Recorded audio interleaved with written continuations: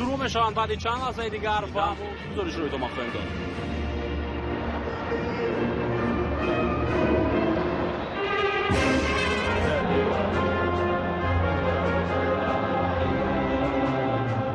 برزیلیا و مراکش رو شنیدیم و اکنون گزارش خود رو ادامه میدیم.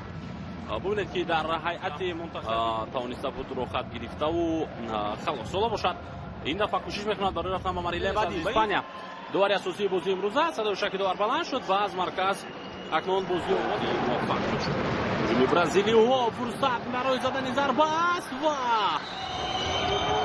نوبتی برزیلی ها ضربه جانبی دروازه مراکش و حالت مشکل رو توانست این بخت بلندی مراکش بود که این دسته به مرحله 4-1 نیمه‌ای رو خط گرفت. دوستان ارجمند اکنون برزیلیا پیشرفت میشوند و در این لحظه و گسولی غنی و پیش رو کرده ضربه و این خاطر دروازه‌بان مراکش توپ رو برگردانیده نتوانست. ببینید مارسل چگونه ضربه زد.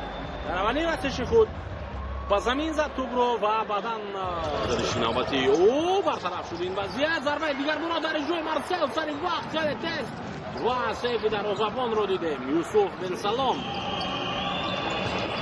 ضربه نوبتی جانبی دروازه مراکش و چقدر نزدیک بودن برزیلی‌ها به زدن گل دوم خود. بن سلام دروازه‌بان نیز در بازی است.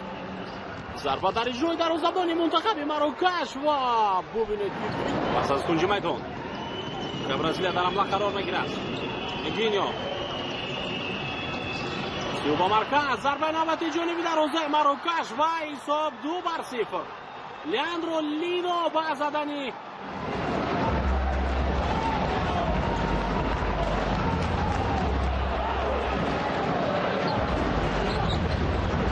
شراوی در این وضعیت مقابل و میخواست بگذارند اسماعیل با تو پس او باقی بدریس رئیس موقع میگیرد. ضربه در جوی او و سیو دروازه‌بان برزیلی ویلیان زدن ضربه اما از پای هفته در رقابت با دیگو. هجوم جوابی برزیلیا را میبینیم. دیگو در جریمه‌گاه پس او ضربه نوبتی از طرفی ضربه جانبی دروازه برزیلیا گیتا نتیجه انجام میرسد و حمله برزیلیا را اما مشروع است.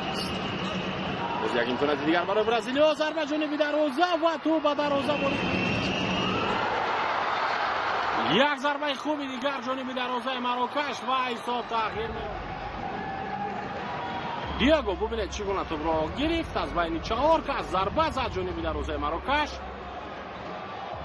اینجا گناهکار اساسی بازیگران هستند. مخصوصا بازیگر شماره 9 عثمان ضربه زده میشود یا نه پس نوبتی ضربه و توپ رو ارتور از میدان بیرون میکند و مرکز ضربه نوبتی جانبی دروازه ویلیان. ضربه دروازه‌بان برزیلیا و بعداً کنسولی از 2024 رو تکرار میکند. ضربه نوبتی جانبی دروازه برزیلیا الیسترور پس او با کنار شراوی ضربه نوبتی در اجرای او و سیو ویلیان. پرسینگ میکنم بازیگران منتخب برزیلیا. عثمان توپ رو در اختیار خود نگه داشت. ضربه جانبی دروازه و گل. منتخب مراکش بس خوب اگر فرصت است. حالا ببینید برزیلیا چگونه اشتباه کردن. یک دفعه با پرسینگ گذاشتن اینجا باعث شد همین پرسینگ آنها که برای عثمان بومز خوب است.